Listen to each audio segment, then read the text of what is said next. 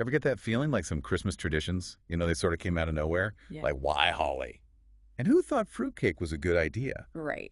Well, today we're going deep, way back to the origins of Christmas. Oh, this is going to be fun. We're talking ancient Rome and a festival that makes our holiday parties look tame. Saturnalia. Saturnalia. Yeah. So you're the expert here. Tell me, how much does Christmas owe to this ancient Roman bash? Oh, you'd be surprised. It's more than just a few pine needles and twinkling lights. Okay, so Saturnalia 101.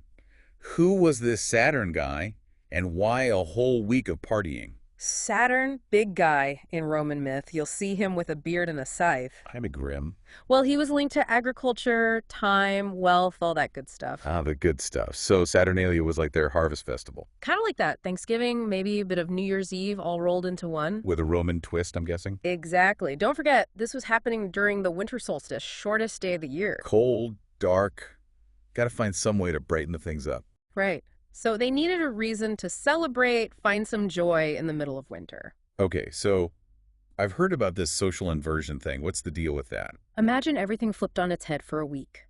Masters serving slaves, gambling in the streets, everyone joining in the revelry. Whoa, hold up. Slaves getting served by their masters. Yep, it was a time to let loose, break the rules, embrace a little chaos. Makes you wonder what they'd think of our office holiday parties, right? The togas and the electric slide. Great. But all this partying aside, what about presents? Was gift-giving part of Saturnalia too? Oh yeah, big time. It was a central part of the celebration. Roman poets, historians, they all talk about the gifts. Candles, clothes, dice, dolls, you name it. Even livestock sometimes. Wait, a cow for Saturnalia? Seriously? It seems so. But even back then, some folks thought thoughtful, inexpensive gifts were better than extravagant ones. Funny how that still rings true today, right? Absolutely. Mhm. Maybe they were onto something. But it wasn't all fun and games, right? Mm. This Saturnalia thing had a religious side too. You got it. Remember, this wasn't just a week-long party. It was a deeply religious festival for them. Right. Romans, they believed they had a kind of contract with their gods. Keep them happy, good fortune follows. Makes sense. And Saturn, well, he was the agriculture and harvest guy. So, got to keep him on your good side. Especially if you wanted a good crop next year. So they partied, gave gifts, but also made sure Saturn was happy. Exactly. They believed the gods had a direct impact on their lives. So, honoring Saturn, especially during this time, was crucial. And that ties back to why they celebrated during the winter solstice. Because it was a time of rebirth, renewal, the light coming back after the darkness. You got it. Saturnalia was about hope, pushing back against winter's gloom, looking forward to brighter days, and that's what makes the connection to Christmas so interesting. Okay, I'm with you so far. We've got this crazy festival for the god of agriculture, some social role reversal, and lots of presents. How did this morph into Christmas? Now things get really interesting. As Christianity spread through the Roman Empire, there was a shift, a gradual change from Saturnalia to Christmas. So, Christmas borrowed from Saturnalia. You could say that. A lot of what we think of as Christmas, the evergreens, the gift exchange, the feasts, those have roots in this old Roman festival. Wow, so instead of wiping out the old traditions, they kind of repurposed them, worked them into the celebration of Christmas. Exactly. It made the transition to a new faith easier while still honoring traditions that brought people joy for centuries. Makes me look at my Christmas tree a little differently now. But it wasn't just Saturnalia, right? Our sources mention Germanic traditions too, like Yule. Right. As the Roman Empire declined, other influences came into play. We'll be digging into those later, but for now, just remember Christmas is a blend of many cultural and historical threads. Okay, so we've got Romans, a hint of Germanic traditions. Before we move on back to Saturnalia for a sec, I heard even the emperors got into the gift giving, sometimes with a twist. Oh yeah, Emperor Augustus the first one, he loved gag gifts. Gag gifts, like what, a chariot-shaped whoopee cushion? Not quite. Think haircloths, sponges, tongs, but presented with misleading names. Almost like a prank. So basically, the most powerful man in Rome was wrapping up lumps of coal.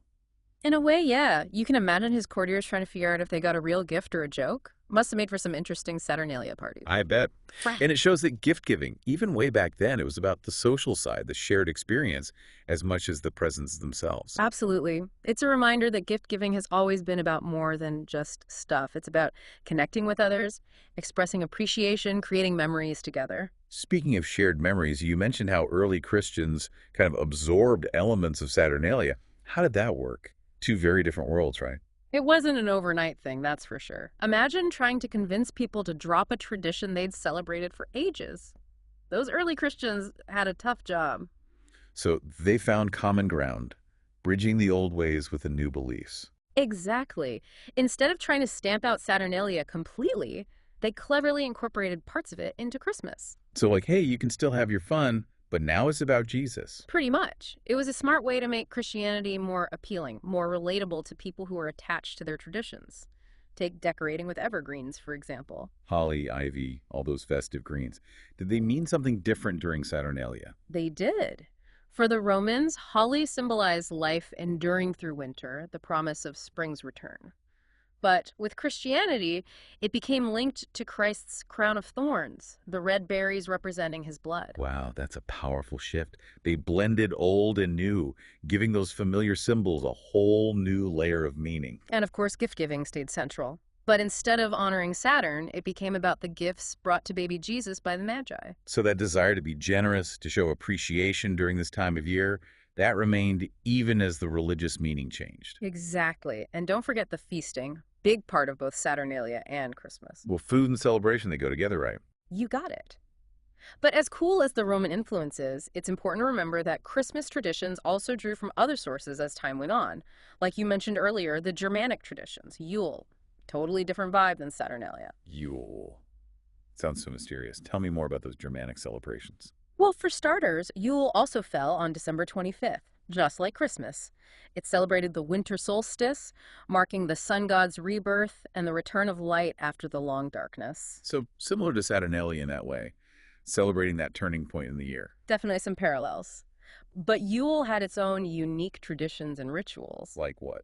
Any gift-giving reindeer involved? Not that we know of, but think feasting, storytelling, bonfires. Imagine being with family and friends around a crackling fire, sharing stories, celebrating the promise of longer days ahead. Sounds so cozy and warm. It's amazing how all these different things, Roman Saturnalia, Germanic Yule, early Christianity, all came together to shape Christmas. It shows the power of tradition, how ancient customs and beliefs are passed down, changing and adapting along the way. We focused a lot on these ancient origins, but I'm curious about how things evolved in Britain specifically. What happened after the Romans left? That's where it gets even more interesting. After the Romans left in the 5th century, Britain had this unique mix of Roman and pagan traditions, a real melting pot of cultures, each adding its own flavor. So remnants of Saturnalia blending with those Celtic celebrations. What a mix. It was. And then you add the Anglo-Saxons, who had their own way of doing Christmas. Okay, another layer to this historical cake. What do the Anglo-Saxons bring to the table? Well, we have this 8th century writer, Alcuin of York. He describes a period of fasting and charity leading up to Christmas. Very different from the Roman-style revelry. Fasting and charity, that's a big change from all the feasting and partying. It is. But it shows how the religious landscape of Britain was changing, the growing influence of the early Christian church. So from Roman feasts to a more introspective, charitable approach with the Anglo-Saxons, wow, these traditions really transformed over time. They did. And that evolution continues into the Tudor period, but we'll have to save that for part 2. You're kidding. You're leaving me on a Tudor cliffhanger. I know it's cruel. But trust me, it's worth the wait. Next time, we'll explore how Christmas evolved under Henry VIII and beyond. Think lavish feasts, royal decrees, and the beginnings of some of our most beloved Christmas traditions. Okay, I'll bite. But give me a hint. Were mince pies involved? You'll have to tune in to find out. Right. All right, I can be patient, but I got a lot to think about. Who knew that something as simple as a Christmas tree or a gift exchange had such a long and complex history? It's a reminder that even the most familiar traditions have hidden depths, stories waiting to be uncovered. And that's what we're all about here on The Deep Dive. If you enjoyed this exploration of Christmas's ancient origins, make sure you subscribe so you don't miss part 2. We'll pick up right where we left off, diving into the Tudor era and beyond. Until next time, happy holidays and happy deep diving. Back again for more Deep Dive. Last time, we left off with Christmas in Britain, after the Romans. And if I recall, someone mentioned feasts, and a certain King Henry VIII. Ah, yes, the Tudors. Christmas was. Well, let's just say they did things a bit differently. So, set the scene for me. Romans are gone, Britain's got this mix of cultures, and Christianity's growing. What's Christmas like then? It's like a blend of those Anglo-Saxon traditions, the fasting and charity, but mixed with some of that Roman-style feasting and revelry coming back. So a little bit of piety, a little bit of party, my kind of holiday. But how did the Tudors, specifically Henry VIII, change things up? Henry VIII, well, he was all about grandeur, right? Loved a good spectacle, and his Christmases were no different. Think huge feasts, fit for a king, mountains of food, wine flowing like a river, entertainment that put a modern show to shame. We're talking boar's head, roasted peacock, maybe a jousting tournament in the mix. You're getting the idea. Tudor Christmas feasts were legendary. Show of wealth, power, really solidified Henry's position as top dog. So Christmas was a bit of a power play back then. Oh, absolutely. It wasn't just a religious holiday. It was a chance for the Tudors to flex a bit, impress everyone. But it wasn't just about showing off, right? There's also that spirit of generosity, that joy of celebration. Of course. Remember, life was tough back then. Winter was long, dark, and often meant going without. Christmas was a time to come together, share what they had, celebrate the hope of spring. So that feeling of hope, of renewal, it's been a constant in Christmas, from Roman times to the Tudors. It's pretty amazing. It is. Shows how even in tough times, people find ways to find joy, to connect with each other, and celebrate life's cycles. And speaking of celebrating, I can't picture a Tudor Christmas without carols and decorations. Did they have those back then? Oh, definitely. Carols were big, often with religious themes. Houses decked out in evergreens, just like today, symbolizing life pushing through the winter. So even though the specific songs and decorations might have been different, that festive Christmas feeling was already there. Exactly. It's fascinating to see how music, decorations, feasting, gift-giving, those core elements have stuck around, changing and evolving through the years. But with all that Tudor feasting, what happened to those earlier traditions, the Anglo-Saxon focus on fasting and charity? Did those disappear under Henry VIII? Not entirely. The focus definitely shifted towards celebration, but giving to the poor continued, just maybe on a grander scale, fit for a king. So a mix of extravagance and generosity sounds like a pretty good reflection of Henry VIII himself. You could say that. The Tudor era was a time of huge change, lots of upheaval, and that's reflected in their Christmas celebrations. But as much as I'm loving this Tudor deep dive, we've got more to cover. What came after Henry VIII? How did things change? Well, this is where it gets really interesting. Get ready for a wild ride because things are about to get, well, let's just say a bit less festive for a while. Less festive, intrigued. What could possibly shake up Christmas more than a king who loves a good party? Imagine Christmas. Banned. No carols, no decorations, no feasting. Celebrating was actually seen as going against the rules. Wait, banned? Seriously, what happened? Puritanism came on the scene in the 17th century. They saw Christmas as this pagan leftover, full of excess and not very religious. They wanted to, let's say, purify things a bit. So they tried to cancel Christmas. I can only imagine how that went over. You're right, it wasn't a popular move. People still celebrated in secret, kept their traditions alive. They weren't giving up Christmas that easily. It's incredible how Christmas became this symbol of resistance, standing up to authority for their right to celebrate. It shows how deeply Christmas was ingrained in their lives. It wasn't just a holiday, it was connection, joy, a link to the past, not something you just give up. You have to wonder if, in trying to stop it, they actually made people love Christmas even more. That's a good point. We often see that what you resist becomes stronger. Maybe the Puritan ban made the eventual return of Christmas even more meaningful. So, Christmas was banned, people celebrated in secret, and then it came back. But what about those traditions? Did they survive all that? Some did, some didn't, some even changed in interesting ways. But to get into all that, we'll need to head to part 3 of our deep dive. You're killing me with these cliffhangers. But I guess that's what a deep dive is all about. Always more to discover. Exactly. So until next time, keep those Christmas lights shining, even if it's just in your heart. Welcome back to the deep dive. I'm still trying to wrap my head around the whole Christmas band thing. Yeah, it's wild, isn't it? Those Puritans were a different breed.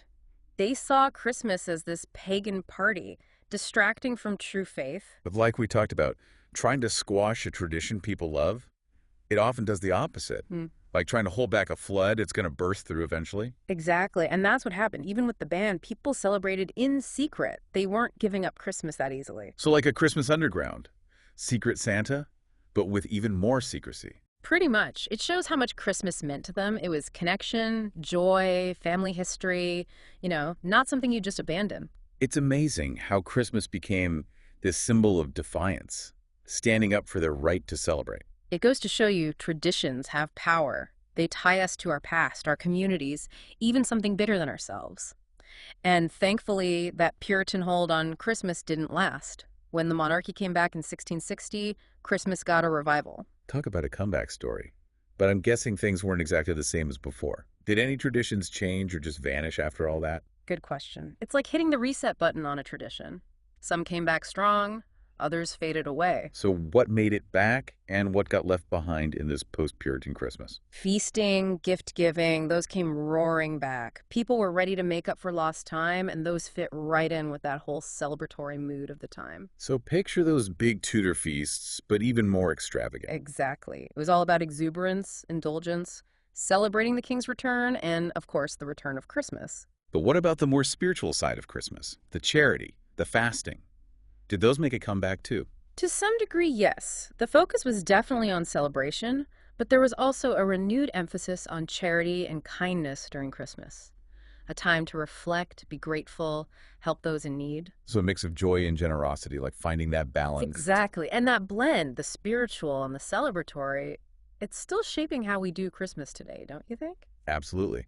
It's incredible to see how all these influences, Roman, Anglo-Saxon, Puritan, Restoration, all came together to make Christmas what it is today. It's a testament to how tradition evolves, reflecting changing times and values. It makes you realize Christmas isn't just about presents or decorations. It reflects us, our culture, our shared history and values. Well said. And as we wrap up our deep dive into Christmas origins, I want to leave our listeners with something to think about. Knowing what we know now about this long, winding history, what does Christmas mean to you? How do you connect with that ancient spirit of celebration, generosity, and hope? That's a great question to take with us into the holidays. As we gather with family, sing carols, exchange gifts, maybe even enjoy a delicious feast, it's amazing to remember we're part of a tradition that goes back centuries, connecting us to all those who celebrated before us. And in that, maybe we find a sense of continuity, a reminder that even with all the changes and challenges we face, the human spirit keeps going, seeking joy, connection, and hope, especially during the darkest times of year. Beautifully put. And with that, we'll say goodbye for now. Thanks for joining us on this deep dive into the origins of Christmas. We hope you enjoyed the journey. Happy holidays. And remember, keep exploring, keep questioning, and keep those deep dives going.